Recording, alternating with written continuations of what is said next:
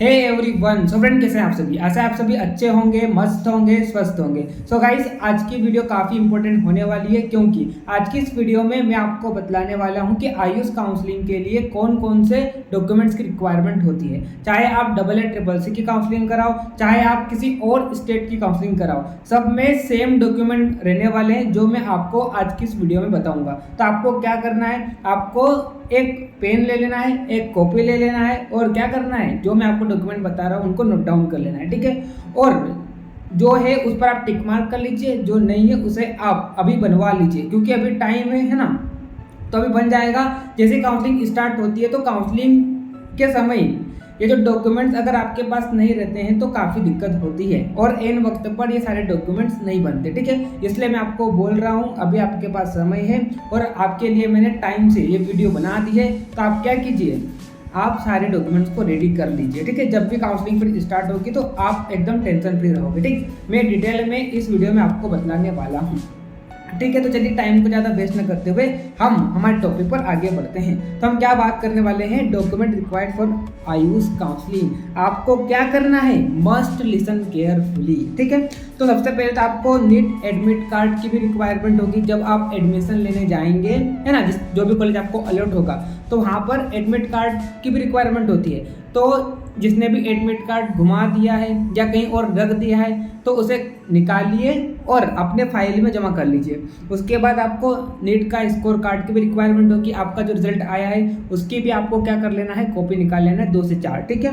उसके बाद provisional allotment letter. अब ये आपको कब मिलेगा, जब आपको कॉलेज अलॉट हो जाएगा उसके बाद आपको मिलेगा। तो ये आपको कब कहाँ पर ले जाना है, जो भी कॉलेज आपको अलॉट होगा जब आप रिपोर्टिंग करने जाएंगे तो आपको अलॉटमेंट लेटर भी ले जाना पड़ेगा, ठीक है। तो वो तो कब आएगा, जब आपको कॉलेज अलॉट होगा तब आपको मिलेगा, ठीक है। तो अभी आपको इसकी टेंशन नहीं लेना है। नीट रजिस्ट्रेशन पेज, तो आपने जब नीट का फॉर्म भरा था तो वहाँ पर आपको एक रिसिप्ट मिली थी, ठीक है।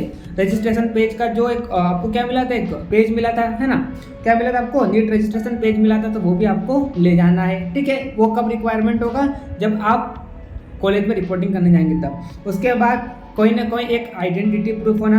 आइडेंटिटी प्रूफ में आप आधार कार्ड को रख सकते हैं, या तो आप पैन कार्ड को रख सकते हैं, या तो आप वोटर आई डी, मतलब जो भी आप जिसमें भी जिस डॉक्यूमेंट में भी आपकी क्या लगी है, फोटो लगी है ना। तो वो डॉक्यूमेंट आप क्या कर सकते हैं, रख सकते हैं एज अ आइडेंटिटी। तो आप क्या कर लीजिए, सबके पास नॉर्मली आधार कार्ड तो रहता ही है ना। जिसके पास आधार कार्ड नहीं हो, पैन कार्ड या तो फिर वोटर आईडी, कुछ ना कुछ तो रहता ही है सबके पास, हालांकि आधार कार्ड है, ठीक है। तो आप आधार कार्ड रख लेना। उसके बाद कैटेगरी सर्टिफिकेट, मतलब क्या होता है, जाति प्रमाण पत्र, ठीक है। तो अगर आपको EWS कैटेगरी है, OBC कैटेगरी के हो, SC ST, या अगर आप फिजिकल वीक डिसेबल हो, ठीक है, तो आपको क्या करना है, PWD के लिए तो अलग से क्या बनता है, एक सर्टिफिकेट बनता है, PWD सर्टिफिकेट। तो अगर आप PWD हो यानी कि फिजिकल वीक हो तो आपको क्या करना है, एक अलग से क्या बनाना है, आपको सर्टिफिकेट बनाना है, क्योंकि आपको अलग से क्या मिलेगा, रिजर्वेशन मिलेगा, ठीक है। बाकी जो रिजर्व कैटेगरी के कैंडिडेट है, अगर आपको कैटेगरी का लाभ लेना है तो आपको क्या करना है, आपका कैटेगरी सर्टिफिकेट बनाना है। 2 तरह के होते हैं, एक तो आपका स्टेट सर्टिफिकेट होता है, दूसरा सेंट्रल सर्टिफिकेट होता है, ठीक है। सेंट्रल सर्टिफिकेट यानी कि जब आप क्या करेंगे, AA-CCC काउंसलिंग कराएंगे तो वहाँ पर सेंट्रल सर्टिफिकेट की रिक्वायरमेंट होगी, जो कि कहाँ से बनता है, सेंट्रल से बनता है, ठीक है।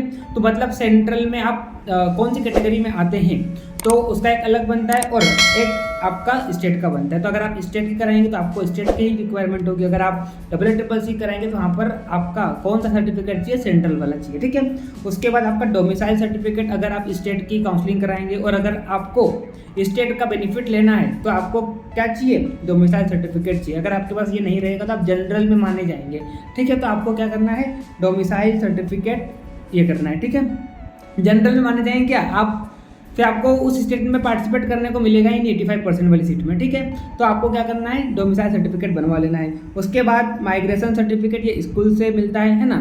जब आपने 12th का मतलब जब आपका 12th का रिजल्ट आया तो रिजल्ट के साथ आपको इस तरह से एक माइग्रेशन सर्टिफिकेट भी मिला होगा, ठीक है। तो वो भी आपको ले जाना है। कब ले जाना है आपको, जब आपको कॉलेज अलॉट हो जाएगा तब ले जाना है, ठीक है। उसके बाद गैप सर्टिफिकेट, है ना। तो जिन्होंने भी क्या लिया है, ड्रॉप लिया है, तो उनको गैप सर्टिफिकेट की भी रिक्वायरमेंट होगी। कुछ इस तरह से आपका क्या बनता है, गैप सर्टिफिकेट बनता है। आप देख लो इसको, कुछ इस तरह से देखो, मैं थोड़ा जूम करता हूँ। कुछ इस तरह से क्या बनता है, गैप सर्टिफिकेट बनता है। अब आपको फॉर्मेट दिखाई दे रहा होगा, थोड़ा मैं जूम करता हूँ आपके लिए। हाँ, कहाँ पर बनेगा ये आपका कोटम बनेगा, ठीक है। तो इस तरह से आपका एक गैप सर्टिफिकेट बनेगा। आपने जितने भी साल गैप लिया है तो एक तरह का प्रूफ होता है कि उस दौरान मैंने किसी भी कॉलेज में एडमिशन या किसी अदर कोर्स में एडमिशन नहीं लिया था और मैं उस दौरान क्या कर रहा था, किसी न किसी मतलब नीट की तैयारी कर रहा था। ठीक है, तो इस तरह से आपको एक प्रूफ देना होता है, जो कि कहाँ से बनेगा, कोर्ट से बनेगा। कोर्ट में आपको इसकी क्या कराना पड़ेगी, नोटरी कराना पड़ेगी। ठीक, उसके बाद ट्रांसफ़र सर्टिफिकेट टीसी, जो कि आपको कहाँ से मिलेगी, स्कूल से मिलेगी। उसके बाद 10th क्लास की मार्कशीट है ना, 12th क्लास की मार्कशीट, 12th क्लास का सर्टिफिकेट, फिर बर्थ सर्टिफिकेट। ठीक है, जिसके बाद बर्थ सर्टिफिकेट नहीं हो तो 10th की जो मार्कशीट होती है उसको भी एज अ बर्थ सर्टिफिकेट मान लिया जाता है। ठीक है, उसके बाद पासपोर्ट साइज़ की फ़ोटो है ना, तो आपको लगभग 15 से 16 आपको क्या कर लेना है, जो आपने नीट के समय, नीट का फॉर्म जब आपने भरा था उस समय जो आपने फ़ोटो दी थी वही फ़ोटो आपको ले जानी है। ठीक है, उसके बाद कैरेक्टर सर्टिफिकेट है ना, ये भी आपको कहाँ से मिलेगा, स्कूल से मिलेगा। और उसके बाद मेडिकल सर्टिफिकेट, कुछ इस तरह से क्या बनता है, मेडिकल सर्टिफिकेट बनता है कि आप मेडिकली क्या हो, फिट हो, ये बतलाने के लिए। ठीक है, तो ये तो आपका कहाँ से बनेगा, गवर्नमेंट डिस्ट्रिक्ट हॉस्पिटल से बनेगा। ठीक है, तो ये आप बनवा लीजिए, अगर आप अभी बनवा सकते हैं तो बनवा लो, वरना जब आपको कॉलेज अलॉट होगा तब भी आप बना सकते हैं, इसकी कोई दिक्कत नहीं है क्योंकि वो एक दिन में बन जाएगा। ठीक है, तो इतने सारे करीबन मैंने आपको 15 से 16 डॉक्यूमेंट्स की लिस्ट बताई है। ठीक है, तो आपको क्या कर लेना है, ये सारे डॉक्यूमेंट्स को रेडी कर लेना है। ठीक, चलिए अब उसके बाद मैं आपको एक जनरल इन्फॉर्मेशन दे दूँ। अगर आपने मेरा Telegram channel Ayush counselling guidance करके मैंने टेलीग्राम चैनल ओपन कर रखा है, जिसका लिंक इस वीडियो के डिस्क्रिप्शन में मैंने आपको दे रखा है, तो आप उसे ज्वाइन कर लीजिए। वहाँ पर आपको लगातार काउंसलिंग से रिलेटेड सारी इन्फॉर्मेशन मिलेगी। साथ ही में अगर आप मेरे से पेड काउंसलिंग लेना चाहते हैं तो मैंने Ayush and veterinary counselling guide करके कोर्स को लॉन्च कर रखा है। कहाँ पर लॉन्च कर रखा है, मेरा एप्लीकेशन है आयुर्वेदा विंग्स, जिसका लिंक इस वीडियो के डिस्क्रिप्शन में आपको दे रखा है। आप उसे डाउनलोड कीजिए, वहाँ पर आपको इस तरह से कोर्स का थंबनेल मिलेगा। तो आप उसमें जैसे ही रजिस्ट्रेशन करते हैं तो आपको वहाँ पर ऑल इंडिया कोटा और स्टेट कोटा काउंसलिंग, मतलब आपकी मैं AACCC और स्टेट कोटा काउंसलिंग दोनों में आपको मैं गाइड करूंगा। पूरे ईयर के आपको वहाँ पर कट ऑफ मिल जाएगी, टॉप कॉलेजेस की लिस्ट मिल जाएगी, आपको कॉलेजेस का फीस स्ट्रक्चर मिल जाएगा। चॉइस फिलिंग के लिए तो मैं आपको गाइड करूंगा कैसे आपको चॉइस फिलिंग रखना है जब भी काउंसलिंग स्टार्ट होगी, और आपको वहाँ पर इंपॉर्टेंट काउंसलिंग वीडियोस भी मिलेगी। ठीक है, और अगर आपको कोई डाउट हो ये मेरा नंबर है, इस पर आप मेरे को कांटेक्ट कर सकते हो। ठीक, तो इस तरह से मैंने आज आपको क्या बताया कि कौन कौन से डॉक्यूमेंट्स की रिक्वायरमेंट होती है, तो आप इन सारे डॉक्यूमेंट्स को रेडी कर लीजिए। ठीक है, और इस बार आपको ध्यान से काउंसलिंग करानी है और मैं तो हूँ आपके लिए। ठीक है, हमेशा आपके साथ लगा रहूँगा, है ना। तो आपको बस कुछ नहीं करना है, आपको बस चैनल को सब्सक्राइब कर लेना है। और जिस बच्चे को लग रहा है कि नहीं यार मेरे को काउंसलिंग कराते नहीं आएगी, बड़ा हॉटस्पॉट लगता है, तो मैंने आपके लिए भी कोर्स लॉन्च कर रखा है। ठीक है, मैंने कोर्स इसलिए लॉन्च किया ताकि मैं उससे ही पर्सनली बात करूँ जिन्होंने यहाँ पर रजिस्ट्रेशन किया है, जिसको सच में मतलब कॉलेज चाहिए। ठीक है, क्योंकि देखो ऐसा होता है ना, इतने सारे बच्चे हैं, अगर मैं फ्री में सब कुछ करूँगा तो मेरे पास तो फिर टाइम ही नहीं रहेगा, किसी अपना खुद के पास भी टाइम नहीं रहेगा, है ना।